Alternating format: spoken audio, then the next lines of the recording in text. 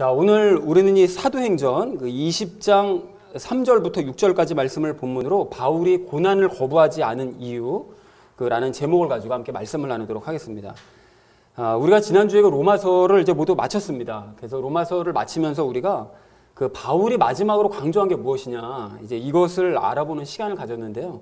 그것을 알아본 결과 바울이 무엇을 강조했었죠? 그 마지막으로 바울이 강조했던 것이 신비를 강조했는데, 그런데 그 신비는 태초부터 감추어졌었던 비밀이었지만 대언자들을 통해서 성경에 이미 드러났고, 또 예수님께서 이 땅에 오셔서 다시 한번 더 분명하게 드러내시고, 그리고 그것을 바울이 열심히 전했던, 즉 연합의 복음이었다라는 것을 우리가 지난주에 확인을 했습니다. 이제 말씀을 가지고 근거로 확인을 했죠. 자, 그래서 관련된 이야기 우리가 두 가지를 지난주에 나눴었거든요. 그리고 첫 번째 나눴던 이야기가 무엇이었을까요?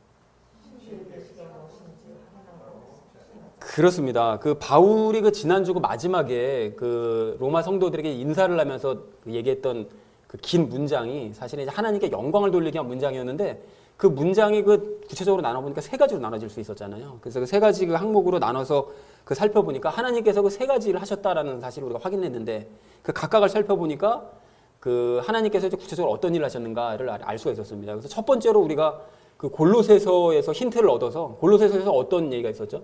성경에서 비밀이라는 얘기가 나오면 무조건 우리가 골로새서 1장 27절, 28절로 가야 된다라고 말씀을 드렸었죠. 그래서 골로새서를 통해서 예수님께서 우리와 연합하셨다는 것이 태초부터 감춘 비밀이었구나라는 걸 우리가 알아내고, 그래서 그것이 정말 하나님께서 명령하셔서 대언자들에게 정말 쓰게 하셨는가, 성경을 이렇게 찾아보니까 이사야서, 예레미야서, 에스겔서에 정말 하나님과의 연합에 대한 말씀이 구체적으로 기록되어 있는 것도 우리가 확인을 했죠.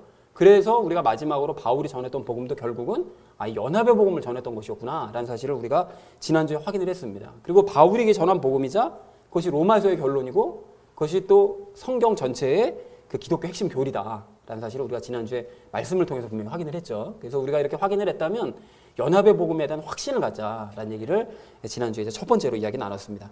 자, 그런가 하면 두 번째로 나눴던 이야기가 무엇이었을까요? 그렇습니다. 신비의 계시를 우리가 마음에 담고 전하자라고 말씀을 드렸는데, 그 방금 나눴던 이 신비의 계시들, 이 성경에 그 기록이 분명히 되어져 있거든요. 하나님께서 대언자들에게 명령하셔서 모든 이방인들이 다 보고 깨달을 수 있도록 기록해라 라고 명령하셔서 기록을 하셨는데, 그런데 문제가 뭡니까? 이 시대 교인들이 성경을 안 읽어요. 안 읽다 보니까 이런 분명한 하나님의 명령에 따라 기록되어져 있는 연합의 교리가 있음에도 불구하고 연합의 교리를 자꾸 부인하고, 믿으라고 말씀하시는데 자꾸 행하려고만 하고, 이런 일들이 자꾸 벌어지게 된다고 말씀을 드렸죠. 그래서 진리를 알게 된 우리는 우리만큼이라도 우리가 방금 그 나눴었던 연합의 계시, 그러니까 영의 구원은 어떻게 받는 것인지, 또 혼의 구원은 어떻게 받는 것인지, 모든 것들을 로마서를 근거로 해서 모두가 다 설명을 할 수 있어야 된다라는 말씀을 이제 드렸었습니다. 그래서 이것을 모르는 사람들에게, 잘못 알고 있는 사람들에게 우리가 바르게 전하자라는 얘기를 두 번째로 함께 나눴습니다. 사랑하는 우리 나눔 있는 교회 성도님들 모두는 예수님과 연합하시고 또한 살아내시기 바랍니다. 여러분 그렇게 하셔서 바울팀과 같은 그런 사역 공동체를 함께 만들어 가시는 저와 여러분 되어주시기를 다시 한번 주님의 이름으로 간절히 축원을 드립니다. 오늘 우리가 알아야 될 그 주제가 이겁니다.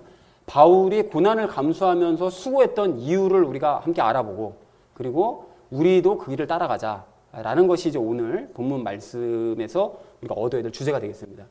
자, 그래서 오늘 그 본문 말씀을 살펴보시기 전에 먼저 우리가 이제까지 어떤 길을 우리가 걸어왔었는지를 이제 전체적으로 쭉 한번 리뷰를 해보고요. 그리고 이제 오늘 본문 말씀을 살펴보는 시간을 가지도록 그렇게 하겠습니다. 그래서 나눔 있는 교회 처음에 개척하고 난 다음에 초반 한 얼마 동안에는 다른 이거저거 성경 구절을 나누다가 몇 년 동안 나누다가 마태복음으로 우리가 들어가서 이제 마태복음을 나눴습니다. 그래서 마태복음을 한 10년도 전에요. 마태복음 나누기 시작해서 마태복음 내용이 이거죠. 예수님께서 복음 전파하시고 십자가에 달려 죽으시고 부활하신 후에 제자들에게 하나님 나라를 가르치시고 승천하셨다.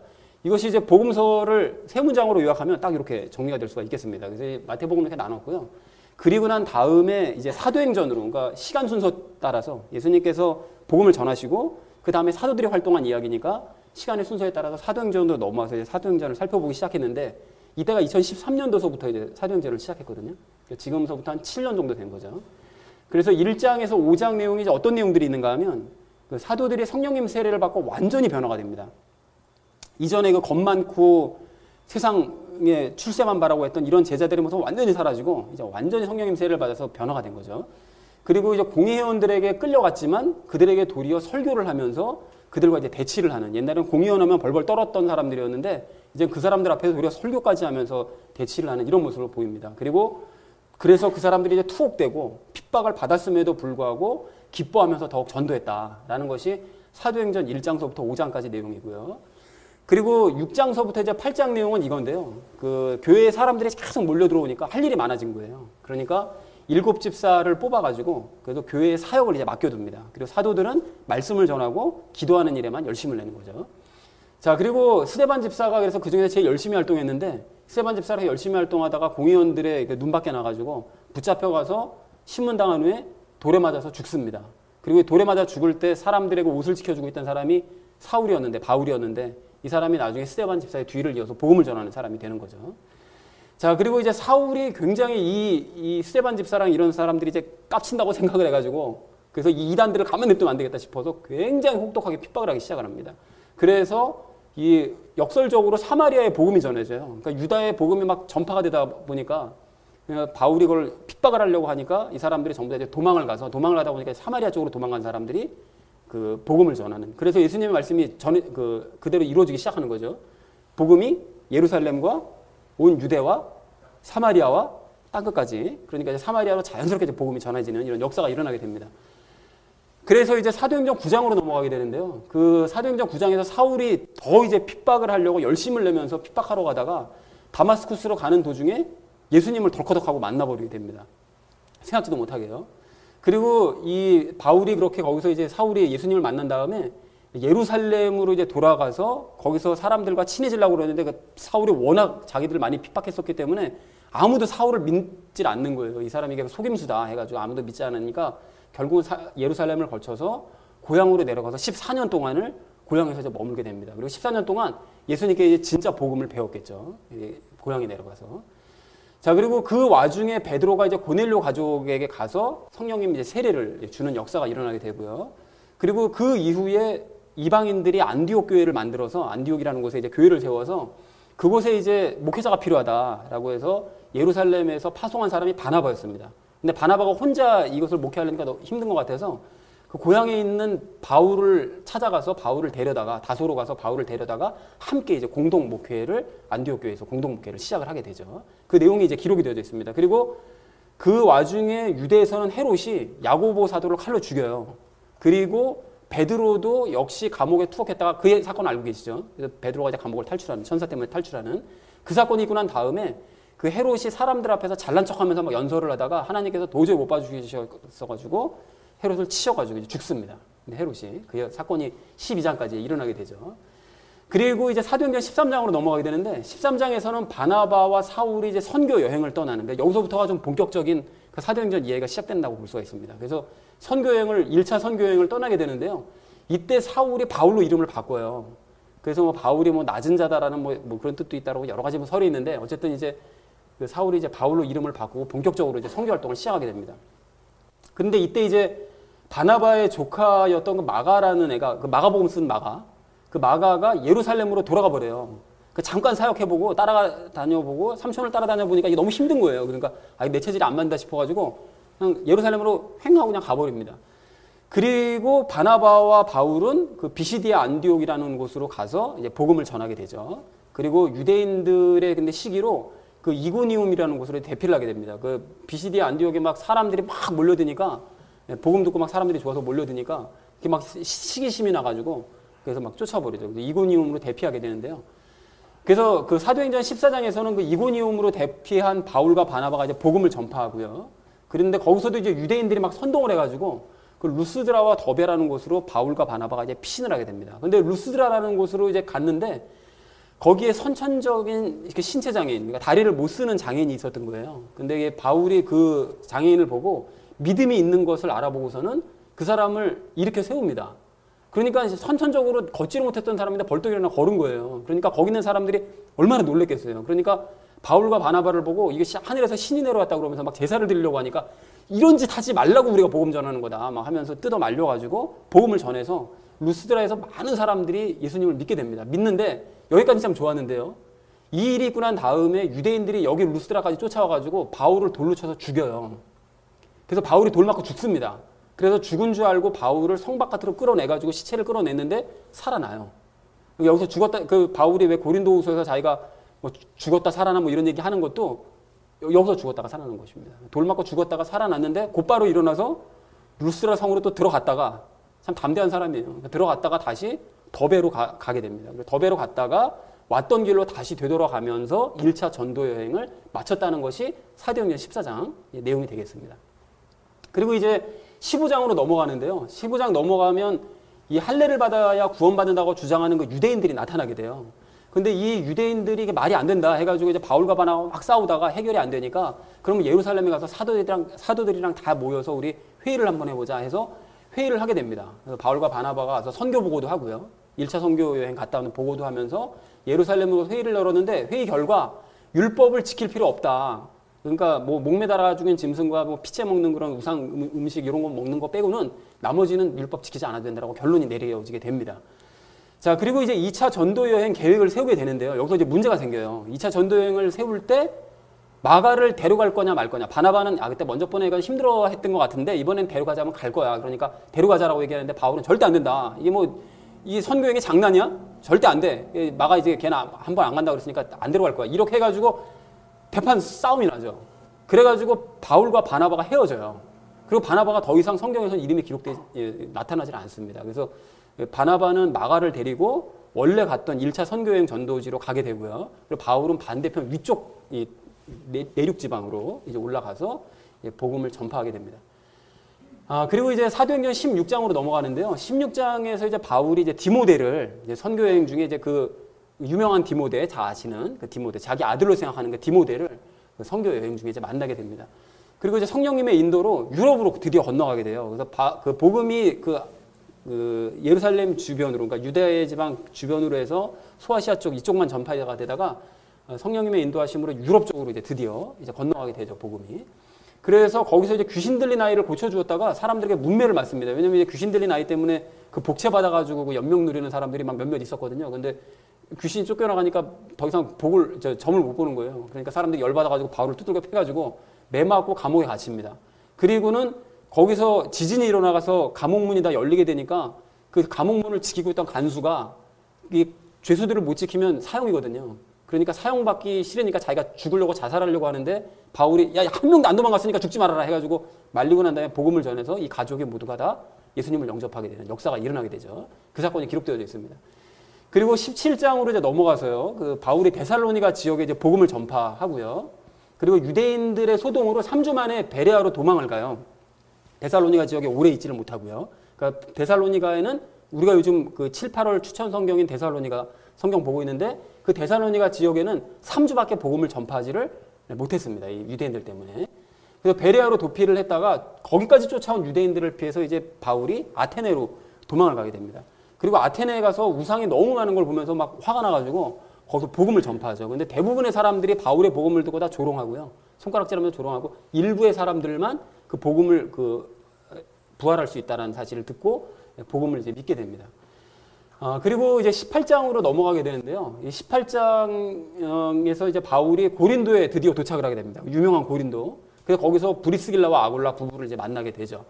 그리고 여기서 이제 데살로니가 전서를 보내는데요. 이제 이때서부터 우리가 사도행전에서 옆에 곁가지를 쳐서 다른 복음서, 서신서들을 보기 시작한 것입니다. 그래서 데살로니가 전서를 이때 보냈기 때문에 데살로니가 전서 내용이 뭐냐? 그래서 알아보기 위해서 데살로니가 전서로 갔죠. 가서 3개월 동안 그 말씀을 나눴습니다. 나누고 그 고린도에서 바울이 또 그동안 1년 6개월 동안 가르치면서 교회를 세웠는데 이 세웠던 교회들이 고린도 교회들인 거죠. 이때 세웠던 교회들이.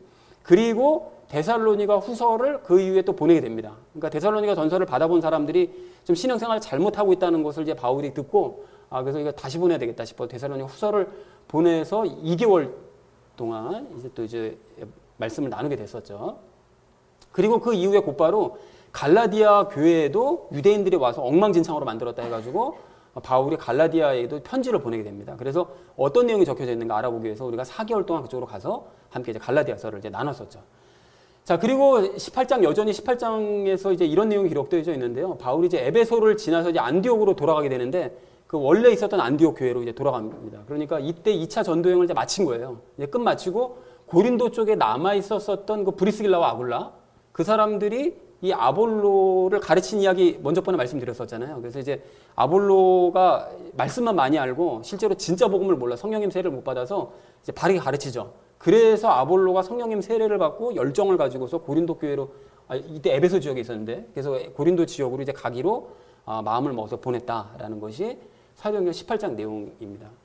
그리고 이제 사도행전 19장으로 넘어가는데요. 그 바울이 이제 3차 전도여행을 이제 시작을 하면서 에베소에 도착을 해요. 근데 이 두란노라는 사람이 만든 그 학교에 가가지고 2년을 에베소 사람들을 이제 가르칩니다. 가르치는데 이때 이 고린도전서를 작성해서 보내요. 그러니까 고린도 교회에 문제가 심각하게 됐다라는 얘기를 이제 바울이 전해 듣고 이거 안 되겠다 싶어서 고린도전서를 썼는데 이때 그래서 우리가 가가지고 14개월 동안 함께 고린도서에는 무슨 내용이 적혀져 있나라는 걸 이제 알아봤었죠. 그리고 바울이 그 이후로 많은 기적들을 행합니다. 그리고 많은 기적들을 행하고 근데 감사하게도 에베소 사람들이 이 바울이 가르치는 그 말씀들을 듣고서는 자기들이 가지고 있던 마술책이며 뭐 우상들 이런 거를 전부 다 갖다 불태워요. 근데 너무 감사한 게 뭐냐면 바울이 많은 기적을 행했잖아요. 그래서 바울이 심지어는 쓰고 있던 손수건만 가지고 몸에 대도 막 병들이 낫는 거예요. 그런 역사가 일어나니까 모든 사람들이 기적에만 주목하고 신비한 일에만 주목했냐. 그러지 않고 너무 감사하게도 그런 기적이 일어남에도 불구하고 말씀에 더욱 집중합니다. 그래서 이 말씀이 에베소 교회에 완전히 왕성하게 돼요. 그래서 이 문제가 근데 생겼는데 뭐냐면 우상 숭배자들이 우상을 만들어 팔아먹던 사람들이 다 밥을 굶어먹게 생긴 거예요. 그래가지고 바울 때문에 전부 다 바꾼 게 생기니까 우상 세공업자들이 열이 받아가지고 폭동을 일으킨 사건이 19장에서 일어납니다. 그래서 바울이 이때도 또 한 번 죽을 뻔하죠. 근데 이제 기적적으로 이제 사람들이 말려서 살아나게 됩니다. 그리고 드디어 사도행전 20장, 우리가 오늘 함께 읽었던 20장으로 왔는데 그 바울이 이제 마케도니아 지역으로 그 이후에 가서 이제 복음을 잠깐 전했는데요. 이때 고린도 후서를 작성해서 보냅니다. 디도를 통해서 고린도전서를 보내놓고 고린도 교인들의 반응이 어떠냐를 물어봤는데 와서 얘기하는 걸 들어보니까 그래도 몇몇 사람이 회개를 해요. 돌아왔어요. 이 얘기를 듣고 너무 기뻐서 고린도 후서를 작성해서 보내서 그 내용이 뭔가를 우리가 알아보기 위해서 가서 10개월 동안 그때 고린도 후서를 우리가 함께 나눴었죠. 그리고 바울이 그 이후에 고린도 지역으로 들어갑니다. 왜 고린도서 보면 왜 고린도 교인들이 막 바울한테 트집 잡으려고 뭐 온다고 그랬는데 왜 안 오냐, 너 거짓말하는 거 아니야, 바울은 거짓말쟁이다 이런 얘기 하도 많으니까 바울이 내가 갈 수 있으면 간다, 분명히 간다라고 얘기했는데 드디어 고린도 지역으로 들어갑니다. 그러니까 아마 고린도 교회를 방문을 했겠죠. 그리고 고린도 교회에 들어가서 고린도 지역에서 석 달을 머물렀다고 되어 있는데요. 그 석 달을 머물면서 바울이 작성한 것이 로마서였습니다.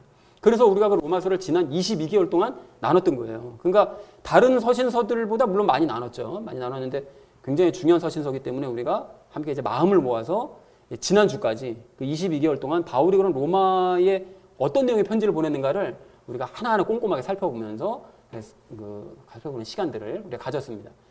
자, 이렇게 20장까지 우리가 이제 달려와서 7년 동안 열심히 달려와서 이제 20장 3절에 이른 거예요. 그래서 이제 오늘 본문 말씀 여기 보시면 석 달을 머물다가라고 되어 있잖아요. 여기서 거기서라는 것은 고린도 지역이고 석 달을 머물면서 바울이 로마서를 작성을 했던 거죠. 그래서 22개월 전에 20장 3절 첫 줄까지 나누고 로마서로 간 겁니다. 우리가. 그래서 로마서를 작성했다라고 해서 이제 가서 로마서를 살펴보고 이제 돌아온 거죠. 자, 돌아와서 이제 바울이 배 타고 이제 시리아로 가려고 하는데 시리아가 어디냐? 시리아가 바로 저기입니다. 그러니까 시리아가 바로 여기인데 요 아래쪽으로 뭐가 있냐면 이스라엘이 있어요. 저 아래쪽으로 쭉 내려가면. 그러니까 바울이 지금 어디 있다고 그랬죠? 있는 곳이? 고린도에 있다고 그랬죠. 그러니까 고린도에서 배 타고 시리아로 가서 아래쪽으로 내려가서 이스라엘로 가서 예루살렘으로 가서 헌금을 전달하려고 그 일을 하기 위해서 고린도에서 가려고 배 타고 가려고 계획을 했었던 거예요. 원래 계획은. 그랬는데 유대인들이 숨어서 바울을 기다리고 있었대요. 그러니까 이 유대인들이 뭐냐면 바울을 아주 원수같이 생각하는 그 유대인들이 바울이 고린도에서 배 타고 간다는 소식을 전해 듣고서는 죽이려고 이제 항구에서 숨어 있었던 거죠. 이제 물에 빠뜨려 죽이든 뭐 어떻게 하든 이제 죽이려고 그랬었겠죠. 그러니까 이거 안 되겠다. 그래서 계획을 변경을 해가지고 마케도니아를 거쳐서 돌아가기로 작정을 합니다. 어떻게 돌아가는 건가 하면 마케도니아가 어딘가 하면 여기입니다. 마케도니아가. 그러니까 바울이 지금 고린도에 있다고 그랬었잖아요. 그러니까 배 타고 원래 갈 계획이었었는데 그게 아니라 이 마케도니아 땅으로 가서 이쪽으로 넘어가서 배 잠깐 타고 여기서 배 타고 갔다가 이제 땅으로 가려고 육로를 통해서 이제 가려고 계획을 이제 변경을 하게 되는 거죠. 자, 그래서 정리를 하면 3절을 정리를 이렇게 할 수가 있겠는데요. 바울은 고린도에서 3개월을 머물다가 배를 타고 시리아로 가려고 계획을 했지만 그렇지만 유대인들 때문에 결국은 육로를 통해서 마케도니아를 거쳐 돌아가기로 작정을 했다라는 것이 3절의 내용이 되겠습니다. 자, 그리고 이어진 4절, 우리 아까는 함께 읽지 않았네요. 자, 이어진 4절 우리 함께 읽도록 하겠습니다.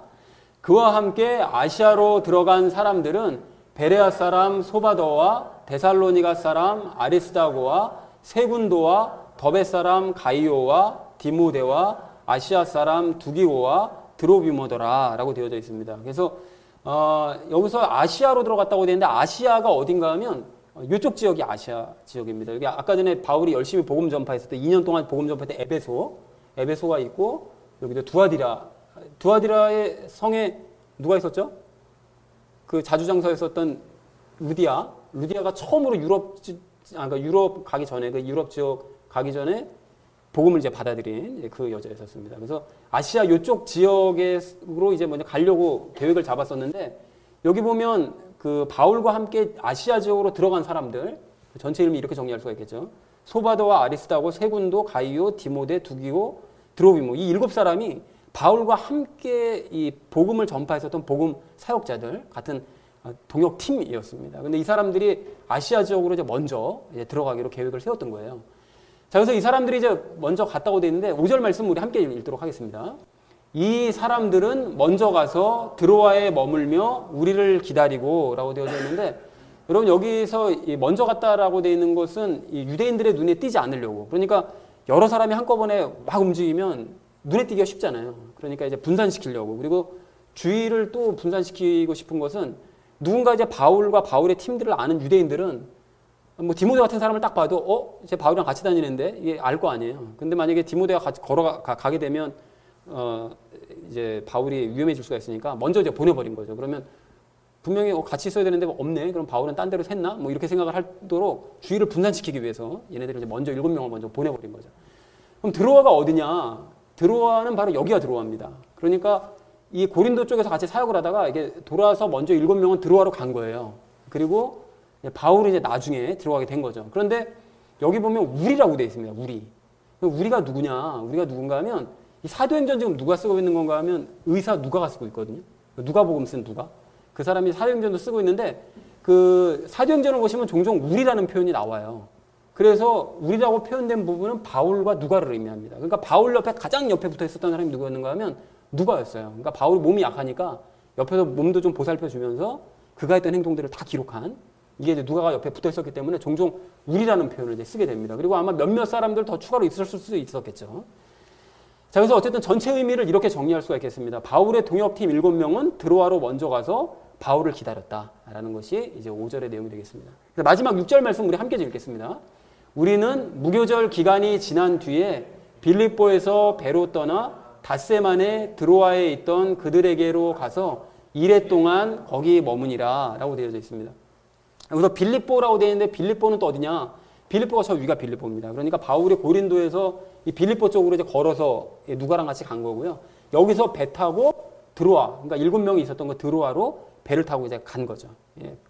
그거 내용이 이제 6절입니다. 그래서 전체 의미를 이렇게 정리할 수가 있겠습니다. 바울과 누가는 무교절 기간이 지난 후에 빌립보에서 배를 타고 드로아에 도착해서 일행들 7명을 만나서 7일 동안 거기에 머물러 있었다.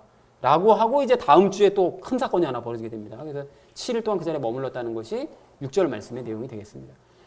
자, 그래서 여기까지 우리가 이렇게 쭉 살펴봤다면 이제 본문 말씀을 이렇게 정리할 수가 있겠는데요. 바울은 고린도에서 3개월을 머물다가 시리아로 가려고 했지만 유대인들 때문에 마케도니아로 돌아가기로 했다. 그것이 이제 3절 내용이고요. 바울 일행은 소바도 아리스다고 세군도 가이오 디모데 두기고 드로비모였다라는 것이 이제 4절 내용이고요. 그 7명은 드로아로 먼저 가서 우리를 기다렸다. 그리고 무교절기 후에 드로아에 도착한 바울과 누가는 그곳에서 7일을 머물렀다라는 것이 오늘 본문 전체의 내용이 되겠습니다. 자, 그래서 이 본문을 이렇게 나눴다면 우리가 좀 정리를 하면서 생각해 보실 것이 있는데요. 이겁니다. 사도행전을 총 정리하면서 우리가 바울의 행적을 살펴보고 또 오늘 본문 말씀을 나누는 우리가 주목할 점이 있는데요. 뭘 주목해야 되는가 하면 바울은 지금까지 왜 이런 수고를 했는가? 막 죽기도 하고 돌에 맞기도 하고 막 여러 곳으로 막 떠돌아다니고 이런 수고를 왜 했으며 목숨을 걸면서까지 지금 임무를 왜 완수하려고 하는가? 지금 유대인들이 막 자기 죽일 얼마나 두려웠겠어요. 그게. 언제 죽을지도 모르는 그런 상황, 누가 칼 들고 올지도 모르는 이런 상황에서 그거를 두려워하면서 왜 굳이 이렇게 예루살렘까지 굳이 가면서 그 임무를 자꾸 완수를 하려고 하는가? 이걸 우리가 좀 질문을 해봐야 되고요. 또 하나가 바울과 함께하는 동역팀 역시 왜 이런 고생을 사수하는가? 이거 안 해도 그만이잖아요. 근데 왜 이런 고생을 굳이 바울을 따라다니면서 같이 고생을 하는가? 이것에 대해서 우리가 주목을 좀 할 필요가 있을 것 같습니다. 그래서 오늘 결론을 이렇게 맺을 수가 있겠는데요. 바울이 고난을 감수하면서 수고했던 그 이유를 우리가 함께 알아보고 오늘 우리가 알아보고요. 우리도 그 길을 함께 따라가자라는 것이 오늘 우리가 함께 나눌 말씀이 되겠습니다. 그 바울이 고난을 감수하면서 수고했던 이유가 무엇이냐? 그 첫 번째가 무엇인가 하면 예수님의 명령 때문이었습니다. 여러분 예수님께서는 승천하시기 전에 마태복음 28장 그 19절 20절 그러니까 제일 마지막 두 절이요. 그 두 절에서 제자들에게 마지막 명령을 내리셨거든요. 근데 그 말씀이 너무나 중요한 의미를 가지기 때문에 우리가 오늘 이 말씀을 좀 다시 한번 확인을 했으면 좋겠습니다. 그래서 여러분 좀 귀찮으시더라도 좀 가셔서 좀 확인을 한번 그 가지고 계신 성경을 한번 열으셔서 마태복음 28장 19절 20절 그 맨 마지막 절 두 절 말씀을 우리 좀 함께 찾으셔서 함께 한 목소리로 읽었으면 좋겠습니다. 마태복음 28장 19절 20절 찾으셨나요? 찾으셨으면 우리 한 목소리로 함께 읽도록 하겠습니다. 시작. 그러므로 너희는 가서 모든 민족들을 가르치고 아버지와 아들과 성령의 이름으로 그들에게 침례를 주며 무엇이든지 내가 너희에게 명령한 모든 것을 그들에게 가르쳐 지키게 하라. 보라, 내가 세상의 끝까지 항상 너희와 함께 있느니라 하시니라. 아멘. 이렇게 되어 있습니다. 다 아시는 말씀이잖아요, 여러분. 그죠? 다 들어보셨던 말씀이고 다 아시는 말씀인데 예수님의 명령이 몇 가지죠? 총 3가지죠. 뭐뭐실까요? 첫 번째는 가르쳐라. 그죠? 그리고 두 번째는 뭐죠? 침례를 줘라. 세례를 줘라. 그리고 마지막으로는 뭐죠? 지키게 해라. 행하게 해라. 말씀대로 행하게 해라. 그 3가지입니다. 자, 그런데 여러분 이 말씀을 이렇게 우리가 이제 보면 뭐를 하라고 그러는지 알 수가 있는데 그런데 이제 많은 사람들이 특히 이제 목사들이 이 말씀의 의미를 바르게 깨닫지 못한 채 그냥 자기 눈에 보이는 대로 해석하고 행한 경우가 너무나 그동안 많았던 거예요. 그러니까 이게 그냥 피상적으로만 보이는 거대로만 읽고 해석해서 그냥 가르치는 게 너무 많았다는 거죠. 그래서 가령 가르치라고 말씀하시잖아요. 가르치라고 말씀하시니까 그냥 아무거나 가르치는 행위에만 열심들을 냈습니다. 그래가지고 뭐 사경회다, 뭐 수련회다, 주일학교다, 뭐 중고등부 뭐 공부 모임이다. 그래서 모이면 무작정 가르쳐요. 지금도 교회들 한번 가보세요.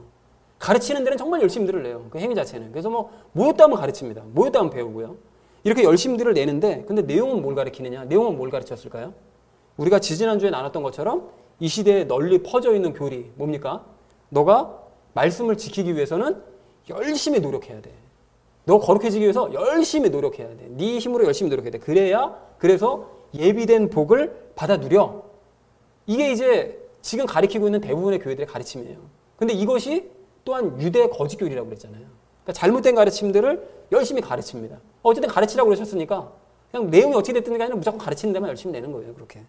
그리고 예수님께서 세례 주라고 그러시잖아요. 그러니까 물 세례들을 엄청 줬습니다. 엄청. 그래가지고 물 세례를 누가 더 많이 줬느냐 이거 가지고 서로 자랑을 해요. 목사들끼리. 나 100명 줬어. 뭐 100명밖에 안 줬어? 난 이제 200명이나 줬는데. 막 이런 거 가지고 물 세례 많이 준 거 가지고 자랑질합니다. 그리고 특히 훈련소에서 신병들 초코파이 가지고 꼬셔가지고 와가지고 성경도 제대로 안 가르쳐요. 그냥 대충 그냥 사형내가지고 한번 쭉 읽어주고 난 다음에 세례 받을래?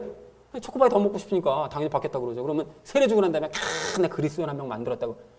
이거 가지고 이게 자랑질하고 뿌듯해하는 이런 일들을 이게 정말 많이 했다라는 거예요. 이게 정말 엉터리인 거예요. 엉터리. 그리고는 지키게 하라고 또 말씀하셨잖아요. 말씀을 행하게 하라고 말씀하시니까 어떻게 행해야 되는지는 가르쳐주지도 않고 자기도 몰라요. 어떻게 해야 되는지 자기도 모르고 그냥 무작정 말씀을 지키라고 그냥 명령하는 거예요. 예수님께서 명령하셨으니까 우리는 무조건 지켜야 돼. 무조건 지켜. 이렇게 하면서 자기 노력으로 열심히들 말씀을 지키려고 하다 보니까 다시 율법 시대로 돌아가 버려서 많은 사람들이 믿음 다 버려버리고 그냥 행위들에만 열심을 내는 이런 결과가 생겨났다는 것입니다. 그러니까 지금 교회들의 모습이 엉망이 된 거예요. 자, 그런데 더 황당한 게 뭐냐. 이렇게 가르치라고 그러셔서 나는 가르쳤고, 세례 주라고 그러셔서 세례 줬고, 뭐 행하게 하라고 그러셔서 난 열심히 행하게 했으니까 나는 충성스러운 종이고 예수님께 이제 장차 칭찬과 면류관을 받아 누릴 것이다 라고 기대하는 목사들과 직분자들이 정말로 많더라는 거예요. 그런데 이런 상태라면 예수님께 저주나 받지 않으면 다행입니다. 저주 받지 않으면 적어도 아주 크게 혼날 각오들을 해야 된다는 것이에요. 여러분, 예수님께서 가르쳐라, 세례 주어라, 또 행하게 하라 이게 명령하신 데는 아주 중요한 의미가 내포되어져 있습니다. 그리고 그것들의 핵심적인 공통점은 한 가지예요. 여러분, 그게 뭘까요? 그게 뭐냐면 지난주 우리 나눴던 연합이에요. 연합. 이 연합과 연결시켜서 이 명령들을 생각해야만 이 세 가지가 결국 하나의 이야기구나라는 사실을 깨달을 수가 있다는 것이죠. 그래서 우선 예수님께서 가르치라고 명령하신 것이 뭘 가르치라고 명령하신 것이냐? 뭘까요? 연합의 복음을 가르치라고 말씀하신 거예요. 연합의 복음을. 그래서 예수님께서 요한복음에서 계속해서 그걸 당신이 가르치시고 강조하셨던 것이었고, 바울도 로마서 내내 그것을 강조하고 다 숨어있죠.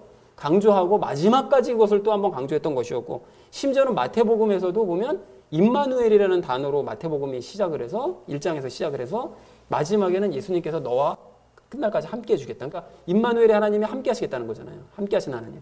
그러니까 함께 하시는 것으로 함께 하시는 것으로 끝나는 이 말씀들을 그러니까 강조하시면서 이거 가르쳐라 라고 말씀하셨다는 것입니다. 그러니까 그리스도인들이 가르쳐야 될 복음이라는 것은 오직 예수님과의 연합의 복음, 그걸 가르치라고 말씀하신 거예요. 그걸 우리가 해야 되는 것이고요.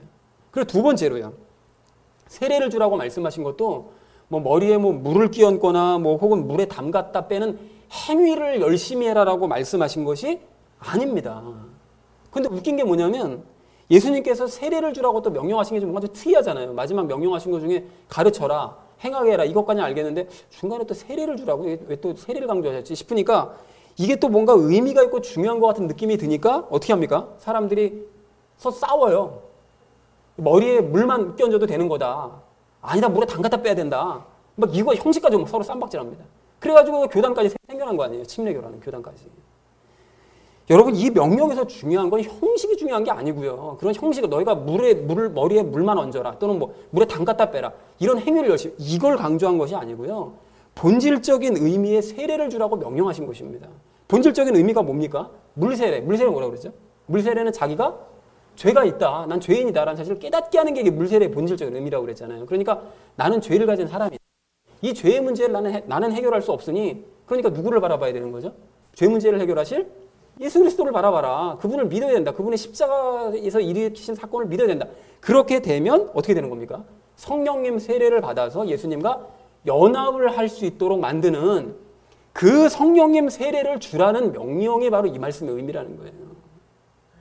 그리고 마지막으로 예수님께서 말씀을 지키게 해라 라는 이 명령은 이렇게 연합의 복음을 바르게 배웠고 그리고서 성령님 세례까지 받았으면 그래서 예수님과 연합을 했다면 어떻게 되는 거죠? 당연히 그런 사람들은 예수님의 말씀들을 기뻐할 수밖에 없고 당연히 그 말씀들을 지키고 싶어하는 마음을 당연히 갖게 되니까 그 사람이 바르게 복음을 배웠고 또 네가 바르게 복음을 전달했고 그래서 그 사람이 성령님 세례를 정말 받았다면 네가 성령님 세례를 제대로 주었다면 그렇게 되면 그 증거로서 그 결과로서 그 사람이 말씀대로 자연스럽게 행하게 되는지를 확인해라. 그렇게 될 수밖에 없으니까 그걸 꼭 확인해야 된다. 이 말씀을 그래서 그렇게 말씀하셨다는 그 의미라는 것입니다. 자, 그러니까 이걸 거꾸로 얘기하면 어떤 사람이 이제 예수님의 명령을 받아가지고 가르치고 세례 주고 했는데 이 사람이 그래서 제자가 됐다고는 했는데 그 사람이 예수님의 말씀은 보고 싶어 하지도 않고 살아내지도 않아요. 말씀 전혀 보고 싶어 하지도 않아요. 그리고 뭐 살아내지도 않아 말씀대로. 이렇게 되면 그런 사람은 제대로 배운 겁니까? 안 배운 거죠. 머리로만 배운 거죠. 그리고 세례를 성령님 세례를 받은 거냐면 성령님 세례를 못 받은 거죠. 못 받은 증거가 된다라는 것입니다. 그러니까 연결이 되시는 거잖아요. 그죠? 이 세 가지가.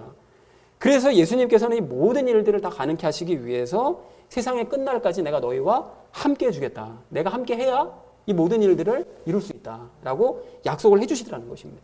자, 그러니까 마태복음 28장 그 마지막에 명령을 총 정리하자면 어떻게 되는 것인가 하면 예수님의 제자들은 예수님의 제자가 된 사람들은 연합의 복음을 사람들에게 가르쳐서 그 사람도 성령님 세례를 받게 만들어주고 그래서 그에 대한 증거로서 말씀대로 사람에게 하라는 명령이 바로 마태복음 28장 마지막 그 2절의 그 명령이라는 거예요. 그러니까 결국 세 가지가 곧 한 가지요.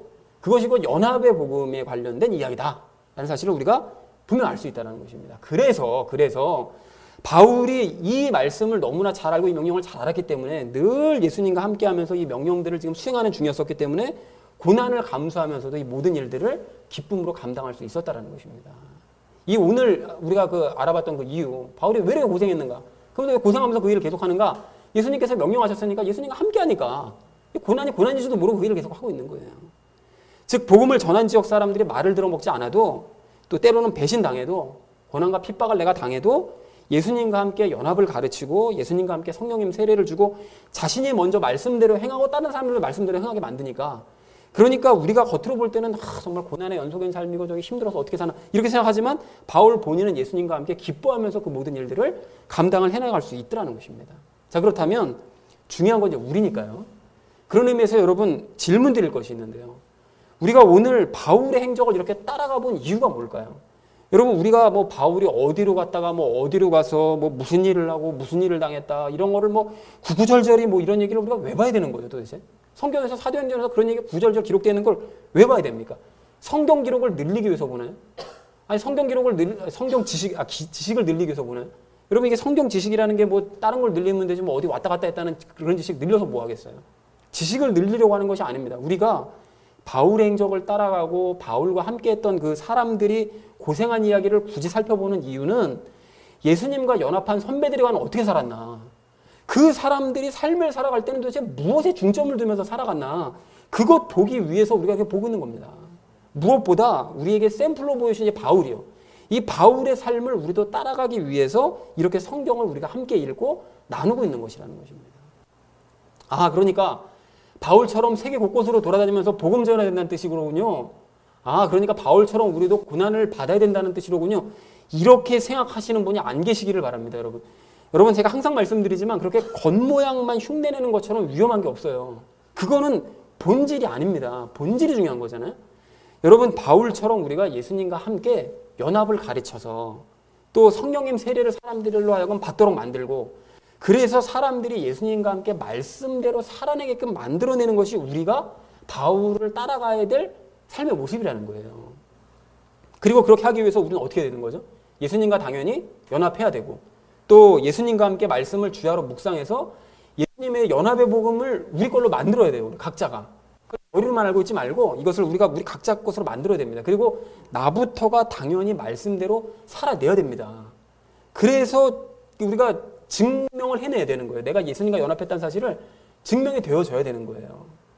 뭐 죽지 못해서 마지 못해서 우리는 복 받으려고 억지로 말씀대로 행하려고 하는 이런 가짜 그리스도인들이 행하는 행위 따라갈 것이 아니라 정말 내가 그리스도인이 진짜 그리스도인 됐다면 당연히 말씀대로 살고 싶어지는 그런 삶의 모습이 나타나야만 한다는 것입니다.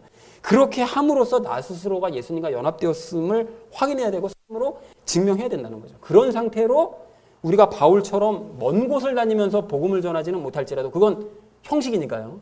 그건 그때 그 시대에 맞게 바울이 활동을 한 거고 우리는 멀리 굳이 가지 않더라도 작은 바울로서 예수님과 함께 예수님의 명령들을 실천해 나가면 된다는 것입니다.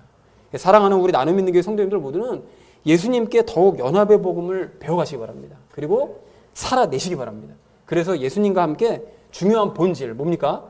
연합의 복음을 가르치고 성령님 세례를 주고 말씀대로 살아내게 하라는 그 명령을 바울처럼 고난을 감수하면서라도 기쁨으로 감당하는 저와 여러분 되어지시기를 주님의 이름으로 간절히 축원을 드립니다.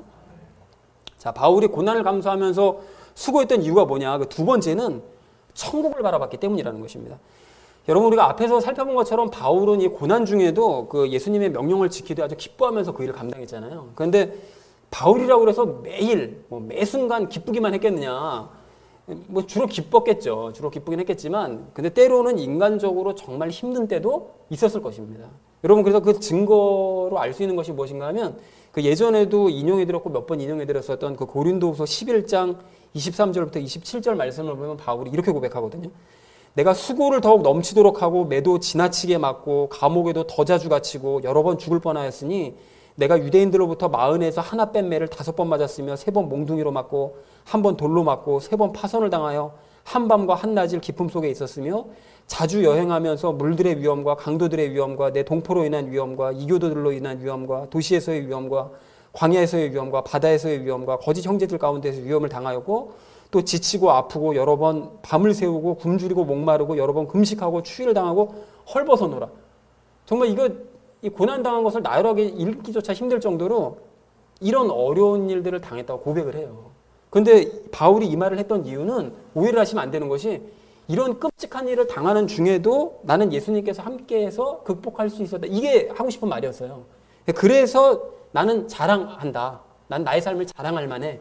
라고 이제 자랑한 것이었지만 어쨌든 이런 일을 당하는 순간만큼은 인간적으로 많이 힘들었다는 것을 고백한 것이기도 한다라는 것이죠. 그래서 왜 중간에 그러잖아요. 지나치게 내가 많이 맞았다. 그냥 맞았다는 게 아니라 지나치게 맞았다. 이런 고백을 하는 이유가 그 당하는 순간만큼은 그게 너무 힘든 거죠. 그래서 우리가 여기서 확인해야 될 것이 있는데요. 여러분 잘 아시다시피 우리는 이 땅에서 천국 삶을 살 수가 있습니다.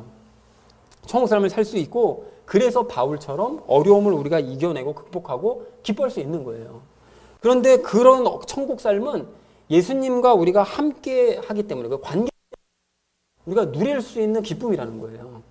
그러니까 즉 예수님과의 친밀한 관계로 말미암아 힘든 환경을 극복할 수 있기 때문에 우리가 기쁨을 누리고 천국 삶을 살아갈 수 있는 것이지 환경 자체가 천국과 같이 변했기 때문에 내가 기쁜 것은 아니라는 것이죠. 환경은 그대로예요. 늘 그대로예요. 근데 예수님과의 관계가 친밀해지면 친밀해질수록 두터워지면 두터워질수록 힘든 환경을 넉넉히 극복할 수 있기 때문에 기쁠 수 있다는 것입니다. 자, 그래서 다시 말해서 우리가 이 땅에서 사는 동안에는 환경적인 어려움들을 계속해서 겪을 수밖에 없다는 것입니다. 여러분 그러나 우리가 하늘에 있는 저 천국으로 올라가면 어떻게 되는 거죠? 그때서부터는 더 이상 힘든 환경은 없습니다. 아프고 마음 상하고 가슴 졸이고 두려워하고 지치고 부족하고 신경 쓰고 눈물을 흘리게 만드는 이런 힘든 환경은 더 이상 없다는 거예요. 그곳에 가면 늘 기쁘고 즐겁고 감사할 환경만 우리를 기다리고 있다는 것입니다. 그래서 우리는 그러한 환경을 위해서 영원히 누릴 수 있는 거예요. 그곳에 가서. 그리고 예수님께서 재림하시면 육신까지 입은 상태로 더 좋은 환경의 새 예루살렘으로 가서 우리가 영원히 큰 기쁨을 누릴 수 있게 된다는 것입니다. 그리고 그랬기 때문에 이 바울은 이 땅에서의 삶을 내려놓았던 거예요. 그래서 그렇게 열심히 수고할 수 있었다는 것입니다. 오늘 바울이 수고한 이유가 무엇이냐고요? 천국을 바라봤기 때문에 수고할 수 있었던 거예요. 이 땅의 환경은 완벽은커녕 늘 부족함과 힘겨움만 안겨주는 이런 환경이니 그러니 그런 망가진 환경을 더 가져보려고 애쓸 필요가 전혀 없다는 거예요. 어차피 가져봤자 또 부족해질 이 환경 가지려고 애써봤자 뭐하냐는 거죠. 그러니까 천국에 가면 이 땅과는 비교할 수 없는 완벽한 환경을 실컷 누릴 수 있으므로 이 땅에서의 환경을 누리려고 하지 말자. 바울이 생각했던 점이 그거라는 것입니다. 그래서 바울이 빌립보서 1장 23절에서 이렇게 고백해요. 떠나서 그리스도와 함께 있기를 바라며 내가 둘 사이에 끼어 있느니라. 너희와 함께 있는 삶과 천국 가서 살고 싶은 삶, 그 둘 사이에 내가 껴 있다. 근데 내가 그것이 훨씬 더 좋다. 천국 가서 사는 삶이 훨씬 더 좋다. 그런데 내가 너희를 위해서 이 땅에 남아있을 수밖에 없다라고 바울이 고백을 하더라는 거죠. 그리고 죽임을 당하기 직전에 디모데에게 보냈던 서신, 그 디모데 후서 4장 6절서부터 8절에서는 이렇게 고백합니다. 이제 내가 내 자신을 헌물로 드릴 준비가 되었고 나의 떠날 때가 가까이 이르렀도다. 내가 선한 싸움을 싸우고 나의 달려갈 길을 마치고 믿음을 지켰은즉 이후로는 나를 위하여 의의 관이 예비되어 있나니 주 곧 의로우신 심판자께서 그날에 그것을 내게 주실 것이요 내게만 아니라 그분의 나타나심을 사랑하는 모든 자들에게도 주시리라. 이 땅의 힘든 환경을 이겨내면서 선한 싸움을 싸웠던 이 바울이 이제 모든 거 다 내려놓고요. 저 천국으로 나아가서 더 나아가서 새 예루살렘을 바라보면서 기대감으로 막 충만해지는 것이 이 글을 통해서 막 느껴지지 않으세요? 그래서 실제로 바울은 이 땅에서 그러한 천국을 사람들에게 알리고요. 그리고 예수님과의 관계를 친밀하게 만드는 그 사역, 그것에만 그래서 힘을 썼지 이 땅을 뭐 환경적인 천국으로 하거나 그것을 누리라고 가르치는 사역을 한 적은 단 한 차례도 없었습니다. 당연한 거죠. 이 땅에 무슨 소망이 있다고 여기를 뭐 환경 천국으로 만들어요. 만들 수도 없고요. 그런데 그럼에도 불구하고 이 시대 많은 교회들이 그리스도인들로 하여금 세상의 돈과 권력을 막 차지해가지고 그리스도인들이 돈을 다 긁어 모아야 돼. 그리스도인들의 권력을 다 차지해야 돼. 그래서 그것으로 이 땅을 더 살기 좋은 곳으로, 누리는 곳으로, 천국과 같은 환경으로 만들어 보자고 주장들을 열심히 하는데, 그런 교리들이 그러니까 완전히 망할 교리라는 것입니다. 하나님의 뜻과는 완전히 상반되는 교리. 그래서 여러분, 우리도 마찬가지입니다. 여러분, 우리가 살면서 이 땅에서 환경을 아무리 잘 꾸며놓고 산다고 할지라도 이 땅에서는 계속해서 부족함이 생기고 불평이 생기고 어려움이 생기고 고난이 생길 수밖에 없어요. 이건 뭐 많이 가진 사람이든 적게 가진 사람이든 다 똑같습니다. 아니 뭐 이건희 씨라고 그래가지고 불평이 없겠어요? 이건희 씨라고 해서 부족함을 안 느끼겠느냐고요. 그리고 뭐 우리가 볼 때 정말 형편없이 사는 사람이라 할지라도 그런 사람들이 부족함이 안 느끼고 살 수도 있는 거거든요. 그러니까 어찌됐든지 간에 많이 가진 사람이든 적게 가진 사람이든 다 마찬가지로 환경에 대한 불평은 어쨌든 간에 있을 수밖에 없다는 것입니다. 그래서 가령 저도 근래 뭐 환경적인 여러 가지 어려움들을 이제 많이 겪었는데요. 몇 주 전에는 프린터가 그냥 아침에 그 주보 뽑는데 그냥 프린터가 망가져가지고 주보도 뽑지 못하는 일이 생기는데 정말 속상하더라고요. 여러분은 주보를 그냥 잠깐 보시고, 물론 소중하게 보시는 분도 계시겠지만 잠깐 보시고 그냥 마시는지 모르지만 저는 주보 한 장이 안 나오는 게 너무 속상해요. 예배 준비하는 입장에서는. 그리고 전주에는 코로나 때문에 이렇게 가림판을 이렇게 설치를 했더니만 생각지도 못하게 이게 캠코더로 화면이 다 반사가 돼가지고 그냥 얼굴에 그냥 이땀을 하고 빛이 그냥 뭐 생각지도 못한 일이 벌어도 녹화가 엉망되는 일이 막 생기기도 하고요. 이것 때문에 일주일 동안 계속 신경이 쓰이더라고요. 그래서 옆에도 이거 막 이 불투명지 막 바르고 이런 게 반사 막으려고 어떻게든 애를 써보고 용을 쓰는 거예요, 지금. 그리고 지난주에는 난데없이 컴퓨터 파워가 터져가지고 그 안에 있던 중요한 데이터 그냥 다 날릴 뻔하기도 하고 막 그랬습니다. 여러분이 생각하실 때는 이런 일들이 별게 아닌 일이라고 생각하실지 모르겠지만 예배를 준비하는 저로서는 이 모든 일들이 정말로 신경 쓰이는 환경적인 어려움들이라는 것이죠. 그런데 이렇게 마음 상해하면서 신경을 쓰고 또 써도 또 문제가 생기고 또 신경 써야 될 일이 생기는 것이 이 땅에서의 삶이요, 이 땅에서의 환경이라는 것입니다. 그리고 이런 일이 아니더라도 여러분 뭐 그런 거 꿈꾸시잖아요. 더 좋은 집으로 우리가 이사 가자. 더 좋은 차 한번 타보자. 여러분 이런 것들을 한번 생각해 보시자고요. 그런 환경적인 기쁨이요? 여러분 잠깐이면 끝이에요. 그리고 처음에는 그것 때문에 참 기쁠 수는 있는데 그런데 시간 지나고 나면 그것 때문에 고민하게 됩니다. 대출금 때문에 고민하든지 할부금 때문에 고민하든지 아니면 좋아하던 그 소중하게 여기던 그 집과 그 차가 망가지고 허물어져가지고 고민할 일이 생기든지 어쨌든 간에 우리에게 주어진 환경은 불안정한 환경이기 때문에 어차피 고민을 할 수밖에 없는 것이 이 땅에서의 환경이라는 것입니다. 그래서 우리가 꿈꾸고 기대해야 될 곳은 이 땅이 아니고요. 어딥니까? 이 땅의 환경이 아니고 바울처럼 저 천국에서의 삶을 꿈꾸고 기대해야 된다는 것입니다. 이 땅에서는 예수님과 함께 환경적인 어려움들을 우리가 극복해 나가면서 말씀을 배우고 살아내고 전파하는 일에만 몰두해야 된다는 것이죠. 그런 의미에서 여러분 제가 질문 하나 드리겠습니다. 여러분 환경적으로 아무것도 기대할 것이 없는 광야에서 하나님의 손만 붙들고 살아가는 삶과 환경적으로는 정말 풍족한 가나안에서 하나님은 아예 모르고 살아가는 삶, 둘 중에 한 가지 삶만 선택 가능하다라고 할 때 무조건 둘 중에 하나를 선택해야 된다. 그러면 여러분은 어떤 삶을 선택하시겠습니까? 이렇게 하시면 또 속으로 풍족한 가나안에서 하나님 손만 붙들고 살아 이런 거 기대하시잖아요. 근데 그런 거 말고 둘 중에 하나만 기대해야 된다. 그러면 여기서 혹시 그런 분은 안 계시겠지만 만약에 난 하나님 없더라도 환경적으로 풍족한 가나안을 난 선택하면서 좀 살고 싶어. 한 10몇 년만이라도 20몇 년만이라도 그런 삶을 살고 싶어. 이런 분이 계신다면 그런 분은 믿음이 없는 분이세요. 그래서 그런 분들은 다 교회 나갔어요. 저희 교회 갔다가 다 나갔어요. 은근히 그런 거 바라고 있다가. 그리고 혹은 그 정도는 아니지만 어쩔 수 없이 마지못해서 그래 광야 살아가야 되겠지? 막 이러면서 하시는 분이 계신다면 그런 분은 유대교인일 가능성이 크세요. 여러분 이스라엘 백성들이 그랬던 거 아닙니까? 사실은 이집트가 정말 좋은 거예요. 이집트의 삶이 얼마나 좋아요. 고기도 실컷 먹고 과일도 실컷 먹고 거기서 그냥 뭐 일이 좀 힘들어서 그렇지 내가 먹고 싶은 거 누리고 싶은 거 다 살 수 있는데 이집트 너무 좋은데 하나님께서 광야로 가야 된다고 그러시니까 마지못해서 어쩔 수 없이 따라갔던 바로 그 사람들이요. 그래서 그랬던 사람들이 광야 생활에서 어떻게 합니까? 내내 불평하고 원망하고 고기 먹고 싶다고 과일 먹고 싶다고 징징대다가 결국엔 광야에서 다 죽어버리더라는 것입니다. 둘 중에 하나를 택해야 된다고 그랬을 때 주저없이 하나님과 함께하는 광야에서의 삶을 선택하는 사람이 진짜 그리스도인인 줄로 믿습니다. 환경이 뭔 상관이에요. 하나님께서 계신 곳이 중요한 거지. 이미 다 알고 계시겠지만 여러분 다시 한번 말씀드립니다. 우리는 얼른 광야 생활을 마치고 가나안으로 들어가야 될 사람들입니다. 그러므로 광야에서 내가 뭔가를 누리려고 하거나 광야에서 뭔가를 누리면서 내가 주저앉고 싶다라고 생각하는 것처럼 어리석은 일은 없는 거예요. 그리고 그렇게 내가 누리고 있다는 것을 자랑할 것도 없는 거예요. 광야에서 실컷 누려보세요. 광야에서 뭐 100평짜리 텐트 치고 산다고 그래가지고 그게 누가 부러워합니까? 그걸. 천국 가서 사는 사람들이 그거 부러워하겠어요? 그러니까 우리는 이 땅에서 최소한의 것들만 누리면서 살아가면 된다는 것이죠. 사랑하는 나눔 있는 교회 성도님들 모두는 바울처럼 이 땅에서의 삶을 내려놓고 저 천국을 사모하시기 바랍니다. 그리고 아직까지 저 천국을 사모하지 못하고 이 땅에서의 환경적인 천국만 꿈꾸는 그런 사람들에게 작은 바울이 되셔서 그들에게 연합의 복음을 전하시고 성령님 세례를 받게 하시고 말씀대로 살아내게 만드는 저와 여러분 되어지시기를 주님의 이름으로 간절히 축원을 드립니다. 자, 이제 말씀을 정리합니다.